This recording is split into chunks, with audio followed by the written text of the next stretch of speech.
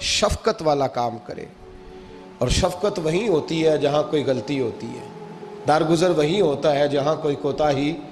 عورت اطاعت کرے، فرما برداری کرے، اس کو حکم ہے، خامن درگزر کرے، شفقت کرے، اور کوئی کوتاہی دیکھے، کوئی غلطی دیکھے، اس پر پردہ پوشی کرنے کی کوشش کرے۔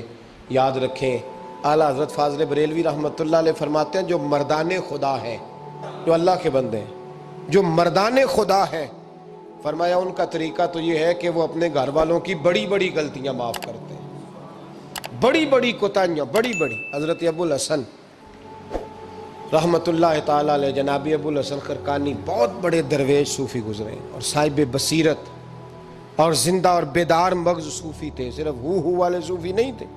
ان کو خبر ہی نہیں کہ معاشرے میں میں کھٹکتا ہوں دل عالم میں کانٹے کی طرح، اور تو فقط اللہ اللہ اللہ۔ حضرت ابو الحسن خرقانی خانقاہ بھی آباد کرتے تھے، اور معاشرے میں کبھی ظلم ہوتا تھا تو بادشاہوں کا جا کے حقہ پانی بھی بند فرما دیا کرتے تھے۔ بڑے بیدار مغز اور بیدار ذہن صوفی تھے۔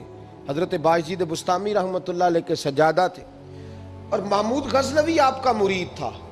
اب بہت صاحب بصیرت بادشاہ ہوا ہے، وہ آپ کا خدمت گزار تو حاضر ہوتا تھا۔ محمود غزنوی کہتے ہیں جب میں پہلے دن گیا تو بابا جی مجھے اٹھ کے نہیں ملے، بیٹھے بیٹھے سلام کیا، واپس آنے لگا تو مجھے چھوڑنے آئے میری سواری تک۔ تو میں نے کہا حضرت جی جب آیا تھا تو پوچھا بھی نہیں اور اب چھوڑنے آ گئے؟ تو فرمانے لگے جب تو آیا تھا تیرے اندر تکبر تھا، تو کہتا تھا مولوی بادشاہوں کو اٹھ اٹھ کے ملتے ہیں اس لیے نہیں ملا، اور اب تو سوچ رہا ہے کہ نہیں سارے مولوی ایک طرح کے نہیں ہوتے، اس لیے میں تیری عزت دینا تیرے لیے ضروری سمجھا ہے، اس لیے تجھے چھوڑنے آیا ہوں۔ حضرت ابو الحسن بڑے صاحب بصیرت آدمی۔ ایک آدمی یمن سے آیا کئی 100 کلومیٹر کا سفر طے کر کے ملنے، اس نے دروازے پہ دستک دی، حضرت کے گھر کے دروازے، بادشاہ کے پیر ہیں۔ اندر سے بی بی صاحبہ بولی کون ہے دروازے پہ؟ فرمایا میں یمن سے آیا ہوں یا مصر سے آیا ہوں، بڑی دور سے ملاقات کرنی ہے۔ حضرت صاحب کدھر ہیں؟ تو بی بی کہنے لگی تجھے بھی کوئی کام نہیں جس طرح اسے کوئی کام نہیں، تو بھی فارغ ہے اس کی طرح، بس یہی اللہ اللہ یہی ڈیوٹی ہے تیری بھی۔ میں نے کہا یار اتنا بڑا صوفی اور گھر میں اس کا کیا حال ہے، وہ بات کرنے والی؟ تو میں نے کہا جناب حضرت کدھر ہیں؟ تو کہنے لگی وہ کوئی جنگل میں بیٹھا اللہ اللہ کر رہا ہوگا، نہ بچوں کی فکر نہ گھر بار کی فکر، مسئلوں سے بھی پیٹ بھرتے ہیں کبھی، ادھر بیٹھا ہوگا، جا ملنا ہے تو تو بھی چلا جا، دوبارہ دروازے پہ دستک نہ دینا خبردار۔ کہتے ہیں میرے وہ جو میں ایک ذائچہ بنا کے آیا تھا نا اللہ کے ولی کا، وہ میرا سارا ہی ٹوٹ گیا۔ میں نے کہا کچھ نہیں حال، جس کا گھر حال نہیں تو باہر کیا ہوگا، اندر ہی کوئی طبیعت نہیں۔ لوگ فٹافٹ اعتراض کرتے ہیں، کہتے ہیں صاحب فلاں بندے کو نہیں صحیح کر سکے تو، حالانکہ یہ بات اور ہے، یہ پہلو اور ہے۔ نوح علیہ السلام کی بیوی اگر کافر رہ جائے، بیٹا اگر غیر مسلم رہ جائے تو یہ حکمت الہی ہوتی ہے، یہ اللہ پاک کی حکمت ہوتی ہے، حکمت ہوتی ہے، اس میں پیغمبر کی تبلیغ میں کوئی اعتراض نہیں کیا جا سکتا۔ اس نے کہا جنگل میں ہوں گے تو بھی چلا جا۔ کہتے ہیں وہ جو میرے ذہن میں ان کا زاویہ تھا، وہ جو ایک شخصیت کا روپ میں بنا کے وہ تو نکل گیا، لیکن میں نے کہا چل اتنی دور سے آیا ہوں بابے سے میل ہی لیتا ہوں، شام ہو گئی ہے رات بھی رہنا ہے۔ کہتے ہیں میں نے جنگل کی طرف منہ کیا تو حضرت جنگل سے آ رہے تھے اور شیر پہ بیٹھے ہوئے تھے، شیر پہ بیٹھے تھے۔ فرماتے ہیں پھر میرے دل میں خیال آیا، میں نے کہا بی بی قابو آتی نہیں اور شیر کو قابو کیا ہوا ہے۔ پھر وسوسہ آیا اتقوا فراست المومن فإنہ ینظر بنور اللہ، رواہ ترمذی او کما قال صلی اللہ علیہ وسلم۔ اللہ کے رسول فرماتے ہیں مومن کی فراست قلبی سے ڈرو، وہ تو اللہ کے نور سے دیکھا کرتا ہے، اللہ کے دیے ہوئے نور سے دیکھتا ہے۔ اللہ اکبر۔ جب یہ بات سنی نا، اس نے کہتے میں نے دل میں سوچی تو حضرت میرے دل کی بات جان گئے اور فرمانے لگے او بھائی، کہتے میں نے کوئی حال بتایا نہیں، خود ہی فرمانے لگے میاں اس کے اندر صرف ایک ہی غلطی ہے کہ وہ زبان کی ٹھیک نہیں، بستر کی بڑی پاک ہے، نظر کی بڑی پاک ہے، کردار کی بڑی اچھی ہے، میرے بچوں کو پالتی ہے، بس زبان کی ذرا ٹھیک نہیں۔ اور فرمانے لگے میں اس نتیجے پہ پہنچا ہوں اگر میں نے اسے نکال دیا تو اور کوئی رکھے گا نہیں، بیچاری زندگی ساری پریشانی میں گزار دے گی، اور پھر اگلے لفظ کہے تو حد ہو گئی۔ فرمانے لگے میں اس بد زبان سے حسن سلوک کرتا ہوں، اللہ نے یہ بے زبان مخلوق میری فرما بردار بنا دی ہے۔ فرمایا یہ میرے وظیفوں چلوں عبادتوں سے نہیں آیا شعر، یہ اس بد زبان سے حسن سلوک کرتا ہوں تو رب نے یہ بے زبان مخلوق میری۔ اب یہ گنجائش، یہ حکم خامند کے لیے ہے، یہ تقریر سن کے بی بی نہ کہہ دے کہ میں نے بد زبان ہونا ہے تو آپ فرما برداری کرے میری، تو یہ جس کے لیے بات ہو اسی تک رہے۔ خامند کو حکم ہے کہ اگر کوئی کوتاہی ہے تو اس کوتاہی کی پردہ پوشی کرے۔ گھر جو ہوتا ہے نا، گھر کچھ چیزیں اجازت نہیں دے رہی میری کہ میں کچھ اور بات آپ سے کروں، کچھ آپ کو نیند بھی آ رہی ہے۔ دیکھیں پورا وجود سلامت ہو اور اندر روح نہ ہو تو بندہ زندہ رہ سکتا ہے؟ جڑے نہیں بولے انہیں رہ لینا میرا خیال۔ وجود ہو سارا سلامت ہے لیکن روح سلامت، بندہ بچ جائے گا؟ بولے نا یار، جنہیں نیند آ رہی ہو بولو، نہیں نہ رہ سکتا۔ پورے گھر میں ہر شے ہو، ذمہ داری سے بات کر رہا ہوں، پورے گھر میں ہر شے موجود ہو، اگر گھر میں دین نہ ہو تو گھر چلتا نہیں چل سکتا۔ جس گھر میں نماز نہ ہو وہ گھر نہیں چلتا، جس میں قرآن پاک نہ ہو وہ گھر، اس لیے کہ دین روح ہے۔ دین اگر گھر میں دین نہیں تو گھر چل سکتا؟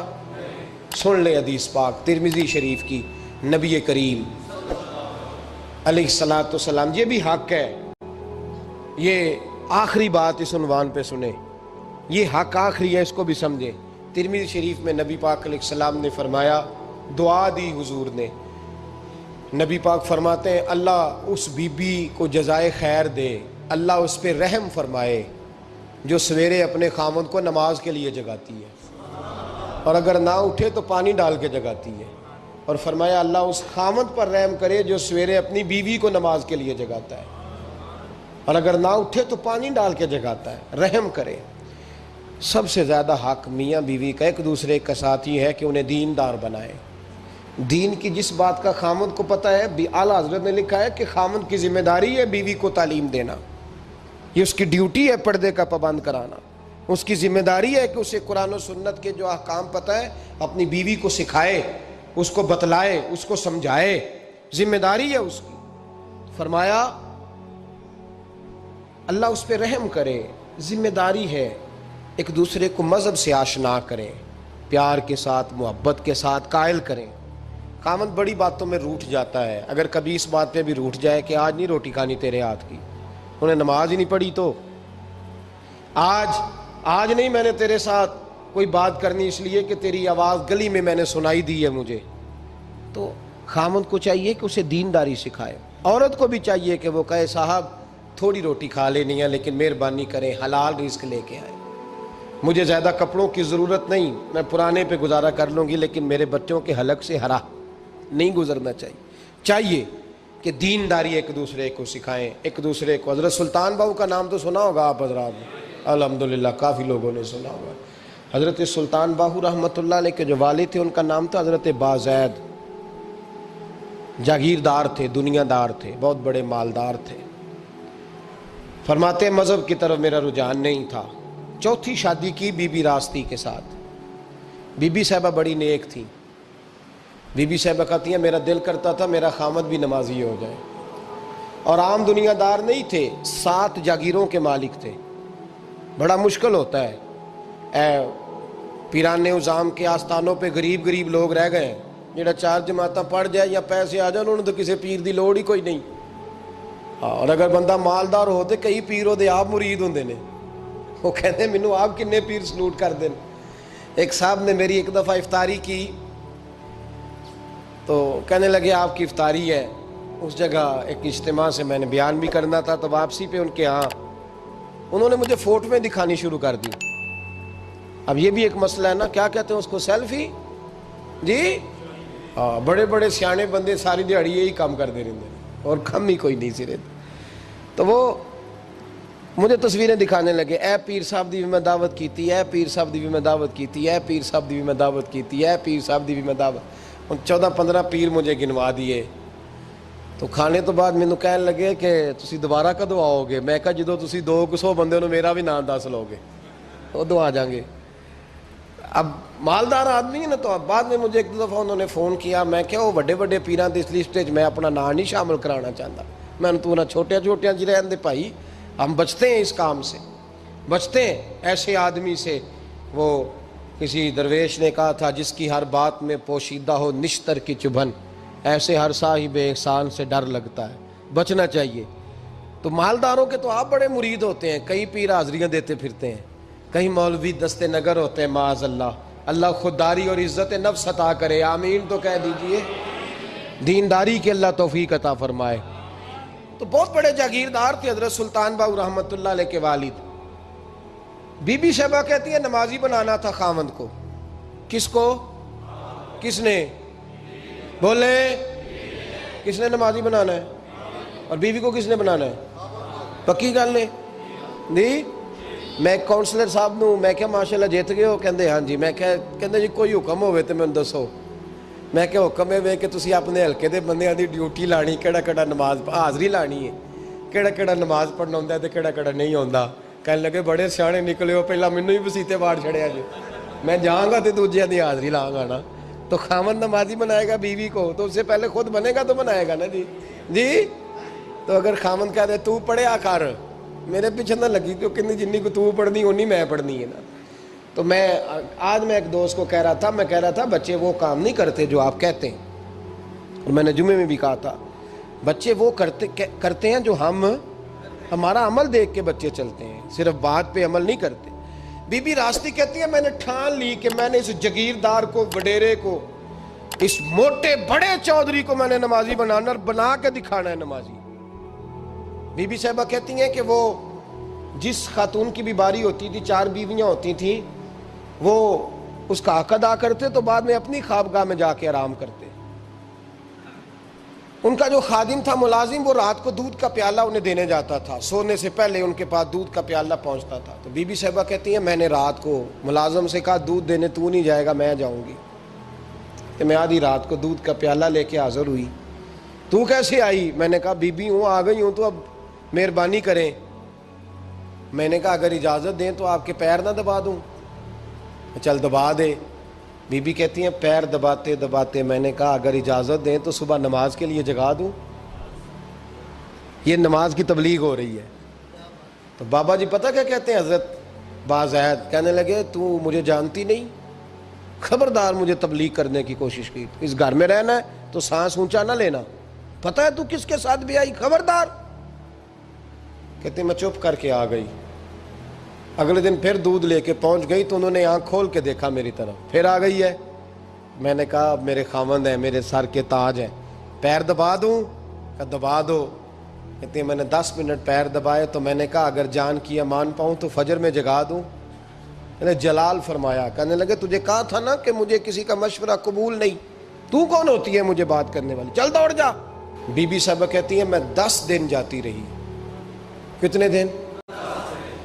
انہوں نے سختی بھی کی, برا بھلا بھی کہا, اور کئی دن یہ بھی کہا کہ کل آئی تو پھر یاد رکھنا. کہتی ہیں 10ویں دن میں گئی تو حضرت بازید کہتے ہیں میرے دل میں خیال آیا یہ جان چھوڑنے والی نہیں, یہ باز نہیں آئے گی. اور چلو ہے بھی تو میری بیوی, غلط بات بھی کوئی نہیں کر رہی, کہہ بھی نماز کر رہی ہے. کہنے لگے اگر میں سویرے اٹھ جاؤں تو پھر دوبارہ تو نہیں آئے گی, تو دوبارہ تو نہیں آئے گی. یہ دیکھیں میاں بیوی کا آپس میں رشتہ. سویرے اگر میں اٹھ جاؤں نماز کے لیے تیرے کہنے پہ تو میری جان چھوڑ دے گی تو. بی بی صاحبہ کہنے لگی میں دوبارہ نہیں آؤں گی, آپ مہربانی کریں سویرے اٹھ جائیں. کہنے لگے چل تو میری بیوی ہے, ایک بار مان لیتا ہوں تیری بات, سویرے جگا دینا. بی بی راستی کہتی ہے میں پہلے سو کے اٹھا کرتی تھی, وہ رات میں سوئی نہیں. کہتی ہے میں ساری رات رو کے گزار دی, ساری رات, اور بیدار رہ کے گزار دی. سویرے فجر کے وقت پانی گرم کیا, بغل میں مصلی لیا, خامد کو بیدار کیا, وضو کرایا, اور کہتی ہیں جب وہ اللہ اکبر کہہ کے سنتوں کی نیت باندھی تو میرے اس طرح آنسو گرے جیسے سیلاب آتا ہے اور دریا کا بند ٹوٹتا ہے. اور میں نے رو کے کہا مولا میرے اختیار میں یہیں تک تھا, میں مصلی پہ کھڑا کر سکتی ہوں, میں دل تو نہیں نہ بدل سکتی, وہ تیرے قبضے میں ہے, مقلب القلوب ہے, فضل کر اس کا دل بدل دے. فرماتی ہیں میں روتی رہی, 2 رکعتیں پڑھ کے میری طرف دیکھا تو فرضوں کی نیت باندھ لی، اور 2 فرض پڑھ کے پھر میری طرف دیکھا، کہنے لگے خبردار سویرے جگانے آئی تو۔ میں نے کہا جی نہیں جگاتی۔ میری طرف دیکھ کے کہنے لگے تو نہیں جگائے گی آج کے بعد میں تجھے نماز کے لیے جگایا کروں گا، میں تجھے جگاؤں گا۔ آپ فرمانے لگی وہ نمازی بن گئے، میں پہلے ہی نمازی تھی۔ جب ان 2 نمازیوں کا ملاپ ہوا تو اللہ نے سلطان باہو جیسا بیٹا عطا فرمایا، سلطان باہو جیسا بیٹا عطا فرمایا۔ میرے بھائی، میاں بیوی ایک دوسرے کو دیندار بنائیں گے، ایک دوسرے کو نمازی بنائیں گے، وہ ایک دوسرے پہ، اور کس طرح کا بڑا مشکل ہوتا ہے بیوی اپنے خاوند کی تعریف کرے، مشکل ہوتی ہے۔ اعلیٰ حضرت فاضل بریلوی رحمت اللہ تعالیٰ علیہ کی زوجہ، ان کا طریقہ یہ تھا کہ وہ اتنی شناسہ ہو گئی تھی، اعلیٰ حضرت لکھتے تھے تو وہ واقف ہو گئی تھی، وہ کتاب کا اعلیٰ حضرت فرماتے تو وہی کتاب اٹھا کے زوجہ لاتی۔ اس زمانے میں قلم بنتے تھے اپنے ہاتھوں سے، لوگ چھری لے کے اس کے ساتھ قلم بنایا کرتے تھے، تو قلم بنا کے سیاہی رکھتی، کاغذ کئی دفعہ ڈانٹ دیتے، اعلیٰ حضرت کئی دفعہ ڈانٹ دیتے، لیکن اماں جی سنتی۔ وقت وصال آیا تو ایک دن فرمانے لگے حامد رضا کی ماں، تو نے ساری زندگی مانگا کچھ نہیں، تو نے میری بڑی نوکری کی، میرے دین کے کاموں میں سب سے بڑی مددگار تو تھی، چل کچھ چیز مانگ لے۔ جب دین کے رشتے ہوتے ہیں تو پھر معاملے بھی دینداری کے طے ہوتے ہیں، کچھ مانگ لے۔ بڑا کچھ مانگ لیتی ہیں نا بیویاں، بڑا کچھ۔ اعلیٰ حضرت کی زوجہ کیا کہتی ہیں میں نے آپ کو صبح و شام دیکھا ہے، میں نے آپ کے دکھ سکھ دیکھے، خوشی غمی میں آپ کا رویہ دیکھا ہے، میں نے آپ کو ہمیشہ دیندار اور پرہیزگار پایا ہے، اگر مجھے کچھ دینا ہے تو ہاتھ اٹھا کے میری بخشش کی دعا کر دیں، اور اگر صبح قیامت مجھے ضرورت پڑی تو میری سفارش کر دیں گے۔ اعلیٰ حضرت رو پڑے، یہ دینداری کے رشتے ہیں، رو پڑے۔ فرمانے لگے تیرے ساتھ وعدہ ہے، مصطفیٰ کریم صلی اللہ علیہ وسلم کے صدقے احمد رضا جب جنت میں جائیں گے تو تجھے ساتھ لے کے جنت میں جائیں گے، ساتھ لے کے جائیں گے۔ تو بھائی دینداری بنائیں، ہن لباس لکم وانتم لباس لہن، وہ تمہارا لباس ہے اور ان کا لباس ہو۔ رمضان شریف آ رہا ہے، ارادہ کر لیں کہ تراویحیں ساری جماعت کے ساتھ پڑھنی ہے، پڑھیں گے انشاءاللہ تعالی۔ نوجوانوں سے میری گزارش ہے، جوان بچوں سے، ضروری کوئی مذہبی چیز آپ نے دیکھنی ہو، سننی سنانی ہو تو ٹھیک ہے، ورنہ رمضان میں موبائل استعمال نہ کریں، مہربانی فرمائیں، ارادہ کریں۔ اگر کبھی مجبوری بن جائے نا تو ہسپتالوں میں بھی 2 گھنٹے بندے کو ایک ٹانگ پہ کھڑے ہونے پڑ جاتا ہے، پاسپورٹ کے دفتر لوگ کھڑے رہتے ہیں، شناختی کارڈ کے دفتر کھڑے رہتے ہیں۔ ارادہ کرو قرآن پاک سننے کا، اور مسجد میں حاضر ہو کے با جماعت 20 تراویحیں پوری پڑھو، اور عشاء سے پہلے آؤ، سنتیں ادا کر کے مسجد میں نماز پڑھو۔ روزہ کوئی شیطانی وسوسہ قریب نہ آنے دو، روزے رکھنے ہیں اور انشاءاللہ رکھنے ہیں، پورے رکھنے۔ مزدور آدمی جو مزدور ہے وہ کہتا ہے میں مزدور ہوں، میں کیسے رکھوں؟ او خدا کے بندے، رب تعالیٰ نے تیرے اوپر فرض کیے ہیں، وہ کہتا ہے میں وہ چیز فرض کرتا ہی نہیں جو تو اٹھا نہ سکے، اس کو پتا تھا ہم رکھ لیں گے تبھی فرض کیے نا۔ اور مزدور کو تو اللہ اجر بھی زیادہ عطا کرتا ہے، کسی وسوسے پہ نہ لگے۔ اور قرآن، یہ 2 باتیں ہو گئی، روزہ اور تراویح۔ اور تیسرا، دن کے 2 حصے کریں، جو وقت بچ جائے اس کے 2 حصے کریں، آدھے حصے میں قرآن پاک پڑھنا ہے اور آدھے حصے میں درود و سلام پڑھنا ہے، یہ وظیفے پکے کر لیں۔ اور جو لوگ غریبوں کی مدد کرتے ہیں، مسکینوں کی، یتیموں کی، ان سے میری گزارش ہے کہ وہ مہربانی کریں تو 1 رمضان کو لوگوں کے ساتھ تعاون کریں۔ کس تاریخ کو جی؟ بولے قاری صاحب نے سوٹ کدن دیں ہو جی، تاکہ کوئی درزی سی کے نہ دے، ایک کدھر پا نہ لے سوٹ، مولوی بھی نواں، یہ ساڈا مولوی یہ تے پرانے دی چنگا لگتا ہے، اور پہلے دے میاں یہ کام بھی پہلے کریں تاکہ وہ سلا لیں اور سلا کے پہن لیں۔ میری باتوں کی سمجھ آ رہی ہے آپ حضرات کو؟ غریب کے ساتھ، مسکین کے ساتھ، جس کے ساتھ بھی کوئی تعاون کرنا ہے وہ پہلے کریں، پہلے اپنے بچوں کو کپڑے بعد میں اور غریبوں کے بچوں کو پہلے، تاکہ وہ شریک ہو، رمضان میں شریک ہو، کسی کو سودا پہلے دیں، جو پہلے کرنے کے کام ہیں ان کو پہلے کریں، مہربانی فرمائیں۔ رمضان کی نیت کریں، ارادہ کریں، اپنے اندر ذوق پیدا کریں۔ میں نے اپنے دوستوں کو کل سبق دیا ہے کہ کام مجبوری سے بھی ہو جاتا ہے اور شوق سے بھی لیکن مجبوری سے کرنے سے مزہ نہیں آتا، شوق سے کریں تو مزہ ہی آ جاتا ہے، مزہ نہیں مزہ ہی آ جاتا ہے۔ تو کام کریں گے، لطف آئے گا آپ کو روزے رکھنے کا، عبادت کرنے کا، لیکن لطف کے ساتھ کریں۔